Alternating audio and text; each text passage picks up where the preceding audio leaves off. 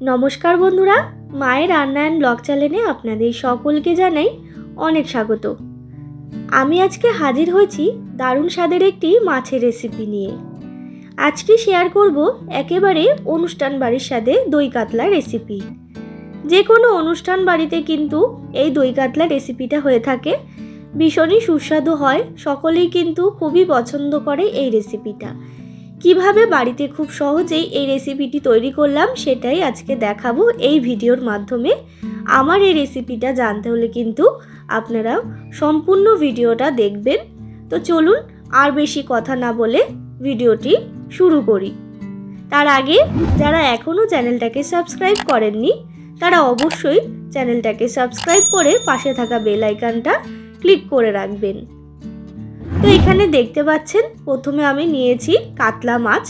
আমি এখানে কাতলা মাছ নিয়েছি, আপনারা চাইলে কিন্তু রুই মাছও ব্যবহার করতে পারেন। আর মাছটাকে আমি আগে থেকেই লবণ আর হলুদ মাখিয়ে রেখেছিলাম। তারপরে এখানে সরাসরি আমি গ্যাসে কড়াই বসিয়ে দিয়েছি। কড়াইয়ের মধ্যে দিয়ে দিলাম আমি পরিমাণ মতো সর্ষের তেল। পুরো রেসিপিটা আমি সর্ষের তেলে করব, আপনারা চাইলে কিন্তু রিফাইন্ড অয়েলও করতে পারেন।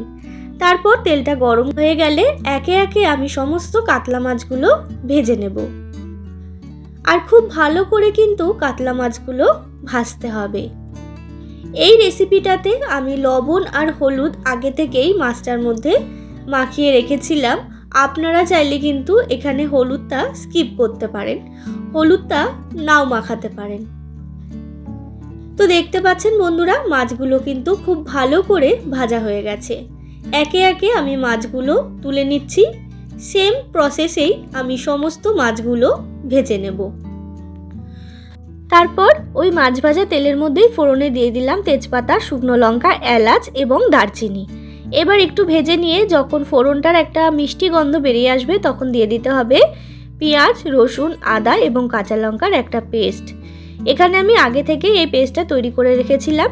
এখানে যেহেতু আমি 6 পিস মাছ করছি তাই 2টো পেঁয়াজ, 6 কোয়া মতো রসুন, কাঁচা লঙ্কাটা আপনারা ঝাল অনুযায়ী দেবেন, আর 2 ইঞ্চি আদা ব্যবহার করেছি। এবার দিয়ে দিলাম সেই মশলা ধোয়া বাটির জলটা। একটু নেড়েচেড়ে নেব যাতে আদা রসুনের যে কাঁচা গন্ধটা আছে সেটা একেবারে চলে যায়। এরপরে আদা রসুনের কাঁচা গন্ধটা চলে গেলে দিয়ে দিতে হবে পরিমাণ মতো লবণ। এখানে দিয়ে দিলাম জিরে গুঁড়ো আর দিয়ে দিলাম কাশ্মীরি লঙ্কার গুঁড়ো। এই দই কাতলা রেসিপিটার মধ্যে কিন্তু কোনোভাবেই ঝাল লঙ্কার গুঁড়ো ব্যবহার করা যাবে না। তারপরে আমি একটুখানি মশলাটাকে কষিয়ে নিয়েছি। মশলাটাকে কষিয়ে নিয়ে দিয়ে দিতে হবে দই, আর এখানে দিয়েছি কাজু বাদাম বাটা। দইয়ের সাথে আমি কাজু বাদাম বাটাটা মিশিয়ে রেখেছিলাম সেটাই দিয়ে দিলাম। তারপর দিয়ে দেব ওই বাটি ধোয়া জলটা। এবার ভালো করে কিন্তু নাড়িয়ে চাড়িয়ে কষিয়ে নিতে হবে।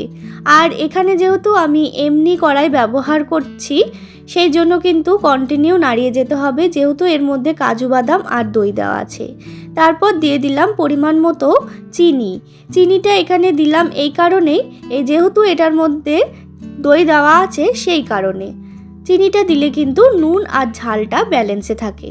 তো দেখুন বন্ধুরা, সমস্ত উপকরণ দিয়ে কিন্তু আমি মশলাটাকে কষিয়ে নিয়েছি। আর মশলার গা থেকে কিন্তু খুব ভালো পরিমাণে তেল ছেড়ে গেছে। এরপর দিয়ে দিলাম আমি পরিমাণ মতো জল। জলটা দিয়ে দিচ্ছি এখানে গোটা কয়েক কাঁচা লঙ্কা। তারপরে একটু ঝোলটাকে ফুটিয়ে নেব। তো দেখুন বন্ধুরা, ঝোলটা কিন্তু খুব ভালো পরিমাণে ফুটে গেছে। এরপরে আমি একে একে দিয়ে দিচ্ছি ভেজে রাখা কাতলা মাছগুলো। সমস্ত মাছগুলো দিয়ে কিন্তু আবারও আমি ঝোলের সাথে একটু ফুটিয়ে নেব যাতে মাছগুলোর ভেতরে খুব ভালো পরিমাণে এই গ্রেভিটা ঢুকে যায়। তো দেখুন বন্ধুরা, মাছগুলোর সাথে কিন্তু আমি ফুটিয়ে নিয়েছি গ্রেভিটাকে।